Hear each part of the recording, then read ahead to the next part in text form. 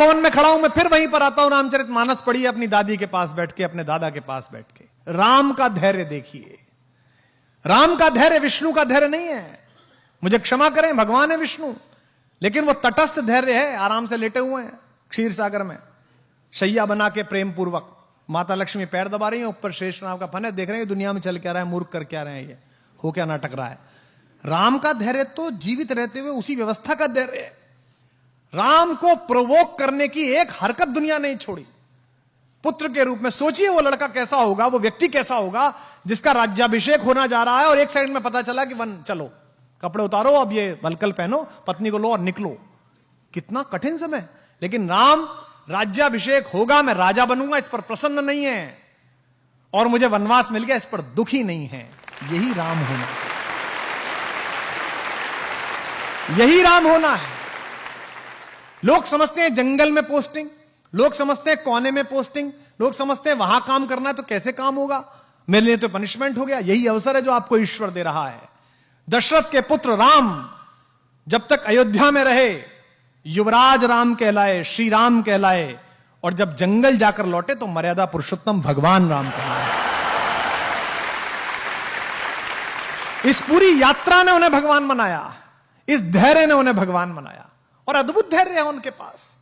उनका अपमान करके कोई चला जाता है, वो धैर्य के साथ मुस्कुराते रहते हैं। उनकी पत्नी का हरण हो जाता है, उसके बाद भी वो धैर्यपूर्वक पूरी व्यवस्था करते हैं।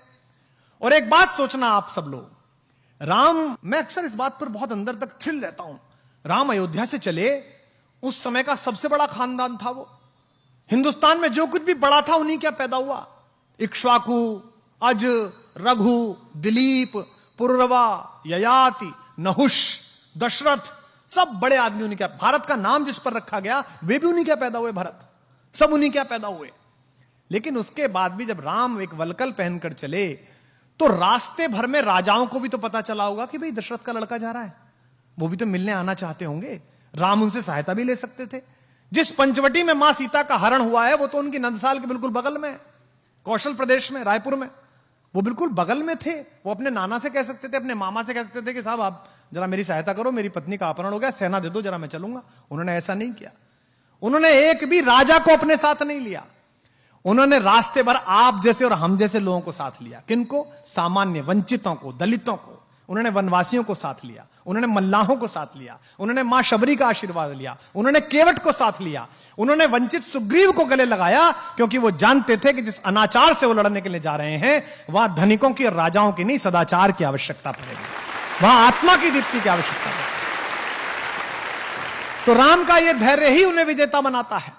भाई रावण को तो बाली हरा चुका था पहले, आपने कहानी सुनी होगी। रावण को तो शहसबाहु भी हरा चुका था। रावण कोई ऐसा अर्जेंटीना नहीं था, ऐसा ब्राजील नहीं था कि हराना मुश्किल था। उसको तो हरा चुके थे दोनों।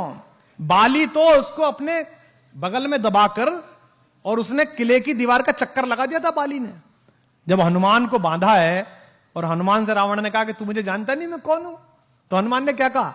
हाँ जानता हूं, वो बाली वाला, मैंने सुना था आपकी लड़ाई बहुत, परिचय मेरा आपसे। हनुमान ने क्यों कहा? ताकि उसका कॉन्फिडेंस लूज हो। लेकिन भगवान जब बाली और सुग्रीव के जनपद में पहुंचे तो उन्होंने बाली का साथ नहीं दिया, उन्होंने वंचित को चुना। वो उसके साथ खड़े रहे जिसका अधिकार छीना गया, जिसका राज्य छीना गया, जिसकी पत्नी तारा का बलात् अपहरण किया गया है, और उन्होंने बाली का वध किया। जबकि बाली भी उनका प्रशंसक था, उनका भक्त था। मरते समय बाण लगने के बाद प्रणाम की मुद्रा में बाली ने पूछा है भगवान से, मैं बैरी सुग्रीव प्यारा, अवगुण कवन नाथ मुहि मारा। मैं बैरी हो गया, सुग्रीव आपका प्यारा हो गया, मुझ में ऐसा कौन अवगुण था मुझे मार दिया? तो राम ने उसको उत्तर दिया कि अनुज वधु भगिनी सुत नारी, छोटे भाई की पत्नी, भगिनी बहन, सुत नारी बेटे की पत्नी, सुन सठ कन्या सम ए चारी। हे मूर्ख, ये चारों बेटी के बराबर होती हैं। इन्हें कुदृष्टि बिलो कहीं जो है, इन्हें गंदी दृष्टि से जो देखता है उसका वध करने में पुण्य मिलता है, पाप नहीं होता है। ये उसको उत्तर दिया उन्होंने भगवान। अगर भगवान की विजय अपने लिए होती, अगर धैर्य ना होता तो वो बाली को लेकर चल देते। बाली हरा चुका था, उन्होंने कहा नहीं बाली तू नहीं चाहिए, तू नालायक है, तूने इस छोटे भाई को मारा है, इसकी पत्नी का हरण किया, मैं तेरा तो वध करूंगा, ये वंचित है, इसे लेके चलूंगा। तो राम ने क्या किया? राम के साथ जितने लोग हैं, राम का धैर्य अद्भुत है। और यहां जो अध्यापक है उनसे निवेदन है, राम की लीडरशिप क्वालिटी अद्भुत है। राम ऐसे ही राम नहीं बने हैं। मत पढ़िए हिंदू होकर, इस परिसर में बहुत सारे इस्लाम मतावलंबी हमारे दोस्त बैठे होंगे और किसी जाति धर्म के लोग बैठे होंगे, कहानी की तरह पढ़िए और फिर देखिए कि राम जैसा लीडर कहीं नहीं है। वो उस व्यक्ति की क्वालिटी को डेवलप करते हैं, उसे इंस्ट्रक्ट नहीं करते। उन्होंने सुग्रीव की क्वालिटी को डेवलप किया। एक ऐसा डिप्रेस आदमी जिसकी पत्नी का हरण हो गया, जिसका राज्य छीन लिया गया, भाई ने लात मार के भगा दिया, उसको उन्होंने कल्टीवेट किया और सुग्रीव महारथी के रूप में बना और उस युद्ध में सुग्रीव की महत्वपूर्ण भूमिका रही। जिस समय हनुमान लंका के लिए रवाना हुए, आप रामचरितमानस पढ़िए, अध्यात्म रामायण पढ़िए, श्रीमद् वाल्मीकि रामायण पढ़िए, कंबन की रामायण पढ़िए, कहीं नहीं लिखा हुआ कि उन्होंने हनुमान से क्या कहा कि तुम क्या करना। आज हम कितने फ्रस्ट्रेटेड हैं। आज हम लीडरशिप डेवलपमेंट की बात करते हैं, हम ड्राइवर को एक जगह भेजते हैं सामान लेने के लिए, 5 बार बताते हैं उसे, क्योंकि हमें उस पर भरोसा नहीं है। हम उसकी लीडरशिप डेवलप नहीं होने देना चाहते। राम लीडरशिप डेवलप करते हैं। राम ने हनुमान को नहीं बताया कि तुम्हें वहां जाके क्या करना है। उन्होंने कहा बस जाकर देख कर आओ कि सीता कैसी है, कहां है, और उन्हें आश्वस्त करके आओ कि मैं आऊंगा। 2 बातें।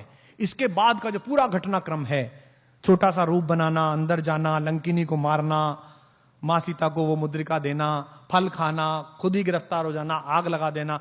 आग लगाना मतलब वो राम का विजिटिंग कार्ड दे के आए। हाँ, मतलब बता के आए वो कि जो आ रहा है हम उसका कार्ड है। मैनेजमेंट का बेस्ट उदाहरण है हनुमान। एम्प्लॉयर का 1 रुपया खर्च नहीं कराते वो, 1 पैसा नहीं।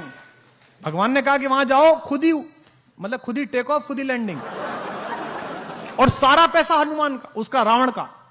भाई हनुमान जबरदस्ती गिरफ्तार हुए स्वयं में देखने के लिए कि कौन है, तो कहा गया भाई इसकी बानर को पूंछ से बहुत प्यार होता है, इसकी पूंछ पे कपड़ा बांध दो। कपड़ा किसका? रावण का। बोले इस पे तेल लगाओ, तेल किसका? रावण का। जली किसकी?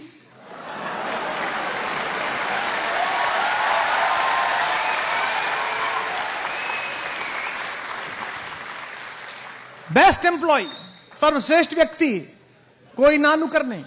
भगवान राम के जीवन में जो 2 कठिन समय आए, उन दोनों में उन्होंने ही पार लगाई। उनसे कहा गया कि भाई मेरा भाई ये बीमार है, सोचो राम पर कैसी बीती होगी। भगवान राम के जीवन का सबसे कठिन रात वो है जब उनके भाई को मूर्छा आई।